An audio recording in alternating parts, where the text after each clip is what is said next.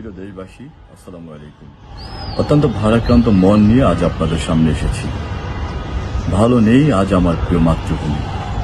ঘূর্ণিঝড়ের আঘাতে ক্ষত বিক্ষত প্রিয় স্বদেশ।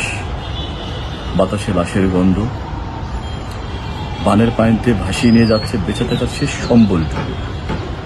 এই রোনাজারি, এই আর্তনাদ, এই আহাজারি শোনার অথচ কেউ নেই আজ। প্রিয় মাতৃভূমি যেন আজ অভিভাবক শূন্য, জনগণ আজ এতিম। বাবার কাছে শুনেছিলাম, শহীদ রাষ্ট্রপতি জিয়াউর রহমান যখন রাষ্ট্র ক্ষমতায় ছিলেন, তিনি পথে প্রান্তরে ছুটে যেতেন গ্রাম থেকে গ্রামান্তরে। সেখানে জনজনের মানুষের কাছে তাদের বেঁচে থাকার স্বপ্নের কথা শুনতেন, বেঁচে থাকার কথা শুনতেন। তিনি তাদেরকে উৎসাহী করতেন বৃক্ষরোপণে। তিনি উৎসাহ দিতেন তাদেরকে স্বাবলম্বী হওয়ার জন্য। শহীদ রাষ্ট্রপতি জিয়াউর রহমান নিজ হাতে খাল খনন করেছেন এবং উৎসাহ জুগিয়েছেন হাজারো লাখো তরুণ তরুণীদের